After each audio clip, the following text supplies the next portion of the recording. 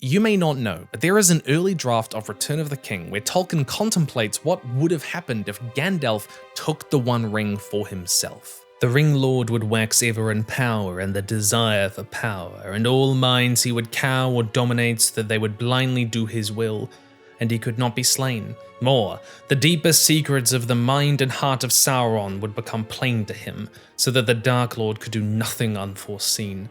The ringlord would suck the very power and thought from him so that all would forsake their allegiance and follow the ringlord, and they would serve him and worship him as a god. And so Sauron would be overthrown utterly and fade into oblivion.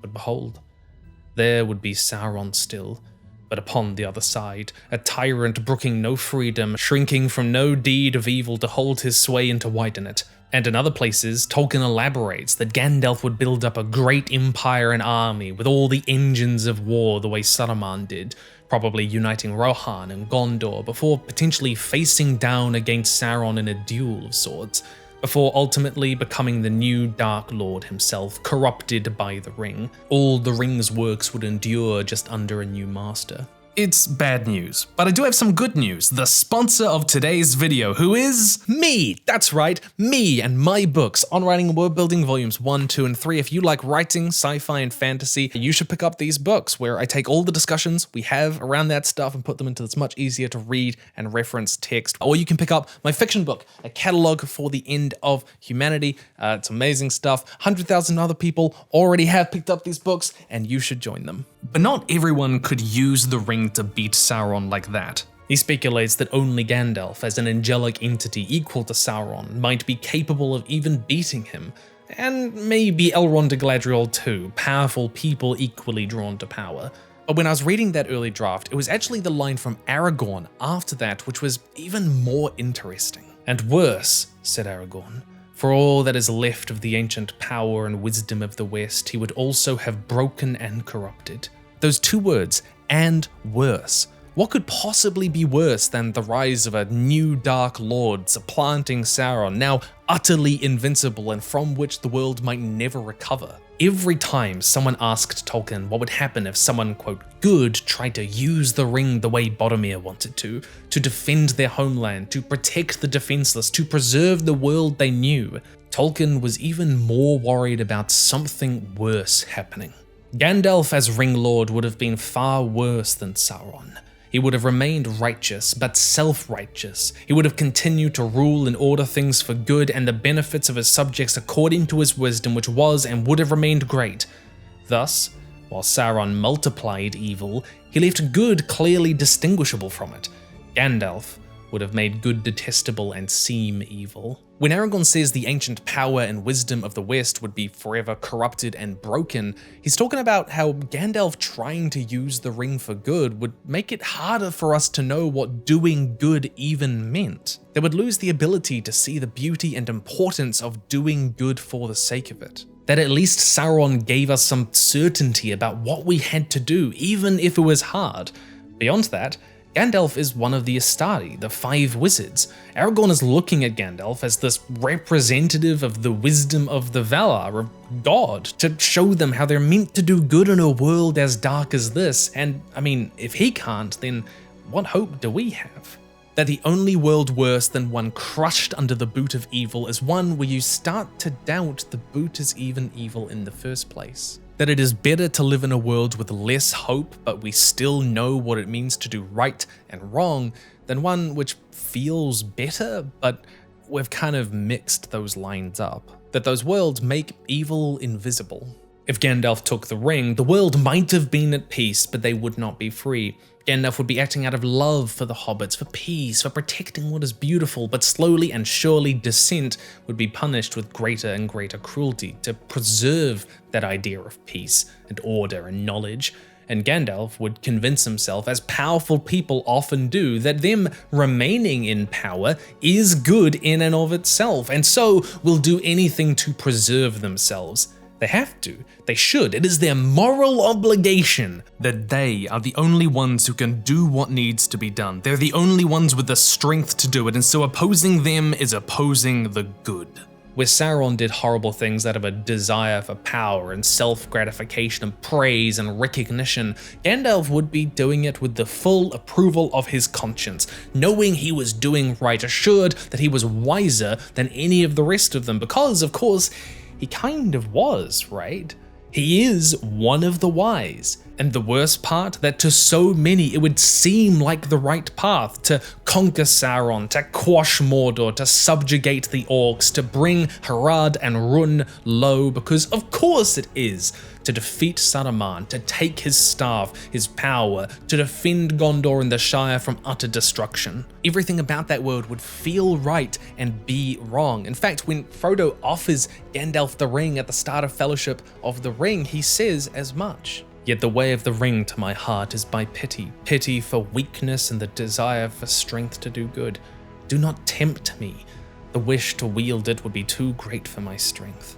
That early draft of Return of the King actually goes on with a character arguing, well, at least we would have won, at least we, the good guys, would have been victorious. But the final line of the passage is perhaps the most important. Victory is in itself worthless. Unless Gondor stand for something good, then let it not stand at all. And if Mordor doth not stand for some evil that we will not brook in, Mordor or out of it, then let it triumph. See, the ultimate tragedy of the ring isn't falling to evil. We can always redeem ourselves.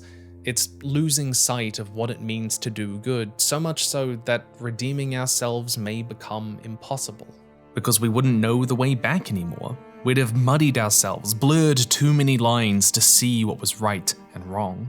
It doesn't just matter the ends you're aiming for, but how you get there, and more importantly, that you do the right thing because it's the right thing, regardless of whether it works, regardless of whether it's even perhaps practical. And we actually see this with Saruman when he's trying to convince Gandalf to take the ring and to join him, arguing they could just bide their time and secretly disapprove of the evils along the way, but guide Sauron towards knowledge and rule and order, all the things they were kind of there for, right? Quote, he says, there need not be, there would not be any real change in our designs, only in our means. Because it's really easy to convince yourself that you still have certain principles that, inside it disgusts you to see this sort of thing happening, but it's gotta happen, right? And Tolkien says, no, you are what you are what you stand by and watch. This is why Tolkien wanted to create a world where there was basically no hope. There was not a chance of this plan succeeding. Sauron was almost definitely going to win. There was, if anything, a fool's hope, right, to win this war. And yet, they still had to fight. And once Gandalf had saved Middle-earth, had brought peace, he would come to see it as his, not just to protect, but to control, to stifle any conflict at all. And he would turn to darker and darker magics, build up a fortress of his own, and assumedly begin to target the few other people who might be able to challenge him, who might bring war to Middle-earth once more, just the way Sauron did in his mind. Galadriel, Elrond, Aragorn, his allies, now competitors. I can only imagine in this alternate timeline where the Dark Lord Gandalf had all the powers of the One Ring, he would win, and the world would fall into a darker age. Tolkien wrote a letter to his son on September 23rd, 1944. The Nazis, the greatest evil the world had ever known, were collapsing fast on all fronts. The Allies, who were ostensibly meant to be the good guys here, had long since landed in France, were pushing up from Italy and in from the east, liberating Europe and much of Asia. And yet, Tolkien finds himself in utter despair. He writes to his son, "There was a solemn article in a local paper seriously advocating for the systemic extermination of the entire German nation as the only proper course after military victory because, if you please, they are rattlesnakes, and they don't know the difference between good and evil.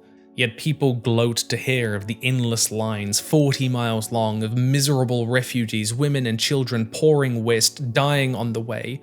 There seem no bowels of mercy or compassion, no imagination left in this dark, diabolical hour." It's hard not to see that world where Gandalf seized the One Ring in his writings here. The idea that the good guys would exterminate a whole nation in order to preserve peace for the future. After all, in the minds of the generation that were alive at the time, Germany had started two of the most devastating wars the world had ever seen. Did they deserve a third chance? Or were they irredeemable? And yet, it's in that same letter, Tolkien compares the people who were demanding their extermination to a crowd of orcs. People on the supposed good side, but without any mercy or compassion, or especially imagination that there had to be some other way of dealing with this. Extermination is the easiest solution. To Tolkien, evil is fundamentally unimaginative. It is a shortcut. Part of the reason that evil cannot create in Tolkien's world is that it is fundamentally unimaginative. It can only corrupt, it can derive from other people's creations. But fundamentally, victory is meaningless unless your victory stands for something. And victory is defined by all the steps taken to get there in the first place. I'm not saying it's allegory. It isn't. It is not allegory. Only that Tolkien's fears and concerns for the time he lived in are deeply woven into his writing, into the world he created, in the way it is for all of our writing. Tolkien grew up in arguably the darkest chapter in human history. The First and Second World Wars, the Spanish flu, the rise of fascism, mass industrialization wiping away the countryside. Humanity had all the raw power and might of the machine at their fingertips, but none of the wisdom to know how to use it to him. He was in the generation who had to ask what the First World War was fought for exactly. Who were they now? They'd thought they were on the good side, but it was just people grabbing at power? What a horrible realization to come to. Tolkien described the Second World War as the war of the machines, machines which, like the Ring, magnified humanity's strengths and sins. Suddenly, you could kill hundreds of people at a time efficiently and never have to look them in the face. He also saw the rise of realpolitik, a system of international politics where world leaders started to be more about practical outcomes than trying to stick to ethical or ideological boundaries. Not to say that didn't exist before, but it became much more apparent to Tolkien that he was living in a world where all that seemed to matter was power and who had it. He grew up in a world so rife with cruelty and suffering and uncertainty that I can understand why he would feel his world was losing its fundamental sense of what might be right and what might be wrong that it maybe once had. That the boot was coming down and people were starting to doubt it was even wrong at all. But it goes deeper than that. The fundamental problem with Gandalf trying to beat Sauron to death with his own weapon is that it just wouldn't work, like, not really. Despite his world being full of battles and magical weapons and war, Tolkien repeatedly rejects the idea that you can defeat a powerful evil with power alone. In fact, as far as he's concerned, there's kind of very little value to power at all, which is exactly what you'd expect for someone who describes themselves as an anarchist to say. But there's this kind of weird moment in Return of the King, right?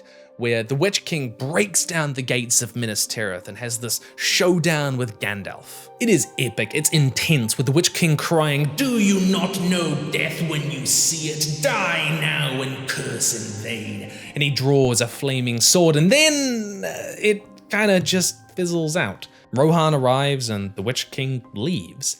In any other story, you'd expect Gandalf and the Witch King to at least fight, this duel between the greatest powers in our story, or at least for them to maybe just postpone it and they'll come back to fight later, but they don't.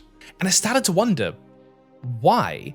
Not like narratively, because oh, the Witch King got drawn away, but like, why write it this way? Tolkien writes, Gandalf alone is left to forbid the entrance of the Lord of the Nazgul to Minas Tirith, when the city has been overthrown and its gates destroyed, and yet so powerful is the whole train of human resistance that Gandalf himself has kindled and organized, that in fact no battle between the two occurs. It passes to other mortal hands. Instead, the Witch King is defeated by Merry and Eowyn, neither of whom are formidable warriors on their own, but both of whom were kindled into resistance in part by Gandalf himself. Defeated by the biggest acts of courage by the smallest, most ignored people. Arguably the most important line Tolkien has ever written comes right at the start of Fellowship of the Ring. In fact, it basically spoils the rest of the story. Pity? It was pity that stayed Bilbo's hand, pity and mercy, not to strike without need. Gollum is bound up with the fate of the ring. My heart tells me that he has some part to play yet, for good or ill, before the end. And when that comes, the pity of Bilbo may rule the fate of many, yours not least. The One Ring itself isn't destroyed by Aragorn's vast army at the Black Gate. It's not even destroyed by a duel between Gollum and Frodo at Mount Doom. It's destroyed because Bilbo and Frodo showed mercy to Gollum, even when he didn't deserve it. Acts of compassion the world would never see, that they forgot, and on which the whole world turned. Without it, Frodo would have probably taken the ring with him, and Sauron would have taken it from him, and game over, right? There's this fantastic irony all throughout Middle-earth that those who wield the greatest power are ironically often least equipped to save the world. That even the exercise of that power is often a bad idea. Mercy, love, pity, compassion. When people talk about Lord of the Rings as a fundamentally Catholic work, this is what they're referring to. Tolkien kind of wanted to create a world where there's this underlying metaphysical logic to it, where ordinary acts by normal people are more important than the machinations of any of the powerful. That in a way, these acts of mercy and love and compassion kind of exist and operate on a different plane of existence than the one we get to exist in. Acts where we don't even know the impacts down the line. We'll do something good in one area and it'll have dramatic impacts in a distant place with other people that we just don't even get to see, that we may not even survive to see.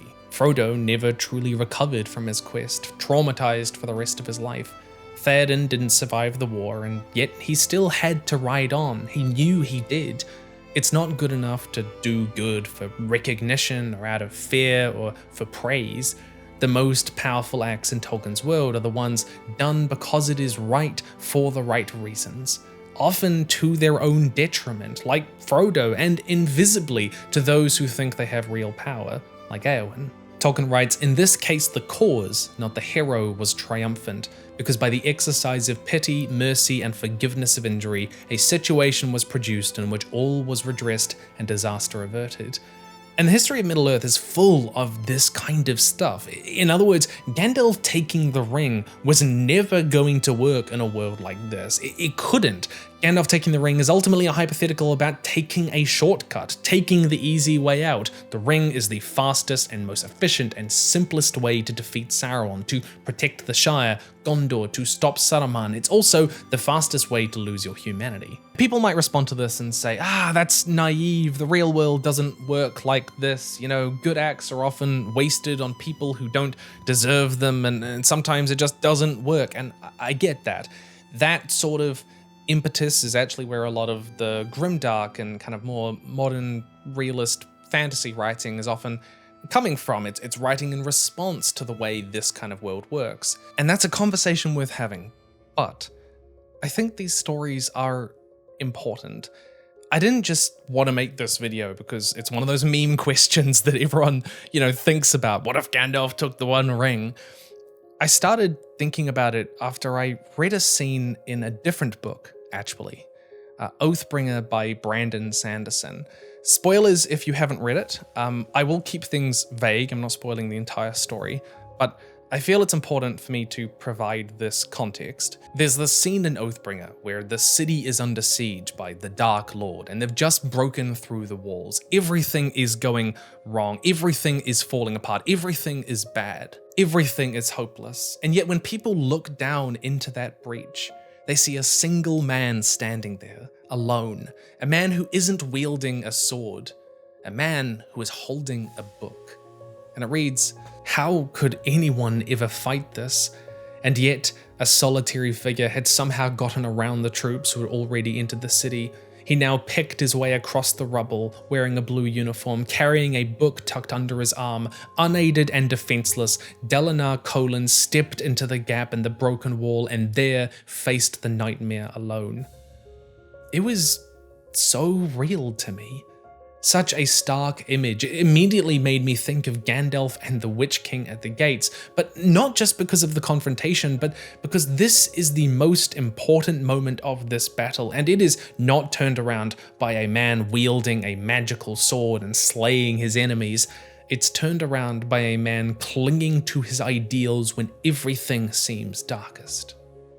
And I think that's beautiful.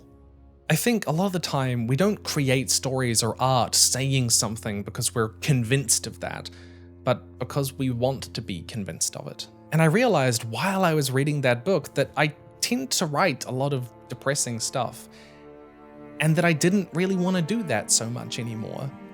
I thought back to kind of why I was so enchanted with Lord of the Rings and this world that Tolkien had created, why I was feeling so much when I was reading this scene.